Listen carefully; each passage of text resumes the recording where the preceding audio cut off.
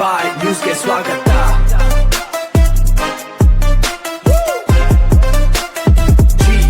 ನಮಸ್ಕಾರ, G news ಟಿವಿಗೆ ಸ್ವಾಗತ. ಹೆಲ್ಮೆಟ್ ಧರಿಸದ ಬೈಕ್ ಮತ್ತು ದಾಖಲೆಗಳಿಲ್ಲದ ಆಟೋಗಳನ್ನು ತಡೆದು ಭಾರೀ ದಂಡ ವಿಧಿಸಿದ ನಗರ ಪೊಲೀಸರು. ಚಿಂತಾಮಣಿ ನಗರದಲ್ಲಿ ಮಂಗಳವಾರ ಕಾರ್ಯಾಚರಣೆಗೆ ಇಳಿದ ಪೊಲೀಸರು ದಾಖಲೆಗಳು, ಚಾಲನಾ ಪರವಾನಗಿ ಇಲ್ಲದ ಸವಾರರಿಗೂ ಹಾಗೂ ಹೆಲ್ಮೆಟ್ ಧರಿಸದ ಸವಾರರ ಸುಮಾರು 50 ಬೈಕ್ ಮತ್ತು 5 ಆಟೋವನ್ನು ವಶಪಡಿಸಿಕೊಂಡು ಸವಾರರಿಗೆ ದಂಡ ವಿಧಿಸಿದರು. ನಗರದ ಪ್ರಮುಖ ರಸ್ತೆಗಳಲ್ಲಿ ನಗರ ಠಾಣೆಯ ಇನ್ಸ್ಪೆಕ್ಟರ್ ವಿಜಯಕುಮಾರ್ ನೇತೃತ್ವದಲ್ಲಿ ಸಬ್ ಇನ್ಸ್ಪೆಕ್ಟರ್ ರಮೇಶ್ ಪ್ರಕಾಶ್, ಸಹಾಯಕ police sub inspector Sanjeeva Poojary ಸೇರಿದಂತೆ ಪೊಲೀಸ್ ಸಿಬ್ಬಂದಿಯ ತಂಡಗಳು ಆಟೋ ಮತ್ತು ಬೈಕ್ಗಳನ್ನು ತಡೆದು ದಾಖಲೆಗಳು ಮತ್ತು ಚಾಲನಾ ಪರವಾನಗಿಯನ್ನು ಪರಿಶೀಲಿಸಿದರು. ಆಟೋ ಮತ್ತು ಬೈಕ್ಗಳ ಆರ್ಸಿ, ವಿಮೆ ಮತ್ತಿತರ ದಾಖಲೆಗಳು ಇಲ್ಲದ ಬೈಕ್ಗಳನ್ನು ವಶಕ್ಕೆ ಪಡೆದು ಮೊದಲ ಬಾರಿಯಾಗಿರುವುದರಿಂದ ದಂಡ ವಿಧಿಸಿ ಖಡಕ್ ವಾರ್ನಿಂಗ್ ನೀಡಿ ಕಳಿಸಿದರು. ಆಟೋ ಚಾಲಕರಿಗೆ ಮತ್ತು ಹೆಲ್ಮೆಟ್ ಧರಿಸದ ಬೈಕ್ ಸವಾರರಿಗೂ ಬಿಸಿ ಮುಟ್ಟಿಸಿದರು. ದಾಖಲೆಗಳು ಇಲ್ಲದ ಮತ್ತು ನಂಬರ್ ಪ್ಲೇಟ್ ಇಲ್ಲದ ಬೈಕ್ಗಳನ್ನು ವಶಪಡಿಸಿಕೊಂಡು ನಗರ ಠಾಣೆಯ ಮುಂದೆ ತಂದು ನಿಲ್ಲಿಸಿದರು. ಅಲ್ಲಿಗೆ ಬಂದ ಸವಾರರಿಗೂ ದಂಡ ವಿಧಿಸಿದರು. ನಗರದಲ್ಲಿ ಇನ್ನು ಮುಂದೆ ಚಾಲನಾ ಪರವಾನಗಿ, ವಿಮೆ ಹಾಗೂ ದಾಖಲೆಗಳು ಇಲ್ಲದೆ ಅಥವಾ ಹೆಲ್ಮೆಟ್ ಇಲ್ಲದೆ ಯಾರಾದರೂ ಬೈಕ್ಗಳನ್ನು ಓಡಿಸಿದರೆ ಕಠಿಣ ಕ್ರಮ ಕೈಗೊಳ್ಳಲಾಗುವುದು. 18 ವರ್ಷ ವಯಸ್ಸಿನ ಮಕ್ಕಳಿಗೆ ಬೈಕ್ಗಳನ್ನು ನೀಡಿದರೆ ಪೋಷಕರ ವಿರುದ್ಧ ಕ್ರಮ ಕೈಗೊಳ್ಳುವುದಾಗಿ ಎಚ್ಚರಿಕೆ ನೀಡಿದರು. ಆಟೋ ಚಾಲಕರು ಸಹ ಸಮವಸ್ತ್ರ ಸಾಧರಿಸಬೇಕು ಮತ್ತು ಆಟೋ ಪರವಾಗಿ ವಿಮೆ ಮಾಡಿಸಿರಬೇಕು. ಎಲ್ಲ ದಾಖಲೆಗಳು ಇರಿಸಿಕೊಂಡು ಆಟೋ ಚಾಲಕರು ಆಟೋವನ್ನು ಓಡಿಸಬೇಕೆಂದು ಚಾಲಕರಿಗೆ ಎಚ್ಚರಿಕೆ ನೀಡಿದರು.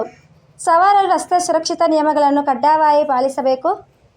ಅತಿಯಾದ ವೇಗ, ಮೊಬೈಲ್ ಮಾತಾಡಿಕೊಂಡು ಬೈಕ್ ಓಡಿಸುವುದು ಮಾತನಾಡಬಾರದು. ಅನೇಕ ಅಪಘಾತಗಳ ಸವಾರರ ಬೇಜವಾಬ್ದಾರಿಯಿಂದಲೇ ಸಂಭವಿಸುತ್ತದೆ. ಮನೆಯಲ್ಲಿ ನಿಮ್ಮನ್ನು ಆಶ್ರಯಿಸುವ ಕುಟುಂಬ ಸದಸ್ಯರು ಇರುತ್ತಾರೆ ಎಂಬುದನ್ನು ಮರೆಯಬಾರದು ಎಂದು ಕಿವಿಮಾತು ಹೇಳಿದರು. ಒಂದೇ ದಿನ ಸುಮಾರು 50ಕ್ಕೂ ಹೆಚ್ಚು ಬೈಕ್ಗಳು ಮತ್ತು 5 ಆಟೋಗಳನ್ನು ವಶಪಡಿಸಿಕೊಂಡು ಸವಾರರಿಗೆ ದಂಡ ವಿಧಿಸಿದರು.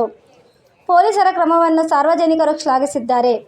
ಆದರೆ ಈ ಕ್ರಮ ನಿರಂತರವಾಗಿ ನಡೆಯಬೇಕು. ಕಾಟಾಚಾರಕ್ಕೆ ಎಂಬಂತೆ ಅಮಾವಾಸ್ಯೆ, ಹುಣ್ಣಿಮೆಗೆ ಕಾರ್ಯಾಚರಣೆ ನಡೆಸಿದರೆ ಯಾವ ಪ್ರಯೋಜನವೂ ಆಗುವುದಿಲ್ಲ ಎಂಬ ಮಾತುಗಳು ಕೇಳಿಬಂದವು.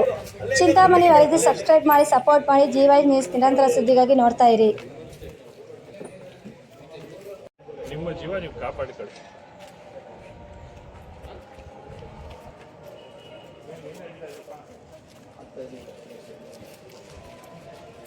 ಹೆಲ್ಮೆಟ್ ಹಾಕೋದು ಏನು ಪ್ರಾಬ್ಲಮ್ ರೀ? ಮಾತೇ ಇಲ್ಲ. ಸುಮ್ಮನೆ ನೋಡಿ ಪೊಲೀಸರಿಗೆಲ್ಲ ದುಡ್ಡು ಕೊಡ್ಬೇಕಾ, ಫೈನ್ ಕಟ್ಟಬೇಕಾ? ಅನ್ಯಾಯವಾಗಿ 500 ರೂಪಾಯಿ ವೇಸ್ಟ್ ಆಗ್ತದೆ. ದುಡ್ಡು ಕಂಟಿನ್ಯೂ ಮಾಡಿದ್ರೆ ಆಗ್ತಾರೆ ಸರ್. ಕಂಟಿನ್ಯೂ ಆಗಿ ತಿಳ್ಕೊಳ್ಳಿ. ಹೆಲ್ಮೆಟ್ ಹಾಕೋದು ನಿಮ್ಮ ಸುರಕ್ಷೆಗೆ. ನಾವು ಕಂಟಿನ್ಯೂ ಮಾಡಲಿಲ್ಲ ಅಂದರೆ ನಿಮ್ಮ ಸುರಕ್ಷತೆ ನೀವೇ ನೋಡ್ಕೋಬೇಕಲ್ಲ. ಕಂಟಿನ್ಯೂ ಆಗಿ ಆಕ್ಸಿಡೆಂಟ್ಗಳು ಆಗ್ತಾ ಇದೆ. ಯಾರ ಜವಾಬ್ದಾರಿ ಅದು? ಆಕ್ಸಿಡೆಂಟು, ತಲೆ ಹೊಡ್ಕೋತಾರೆ, ನಿಮ್ಮ ಹೆನ್ಸ್ಗಳಿಗೆ ಹೋಗ್ತಾರೆ, ಅಲ್ಲಿ ಮನೆ ಮಠ ಎಲ್ಲ ಬೀದಿಗೆ ಬರುತ್ತೆ. ನೀವು ನಿಮ್ಮ ಮನೆಗಳಲ್ಲಿ ನೀವು ಒಬ್ಬರೇ ದುಡಿತಾ ಇರ್ತೀರಿ. ಆ ದುಡಿಯೋಂಥ ವ್ಯಕ್ತಿನೇ ಈ ಥರ ಆಕ್ಸಿಡೆಂಟ್ ಆಗಿ ರೋಡಲ್ಲಿ ಬಿದ್ದರೆ,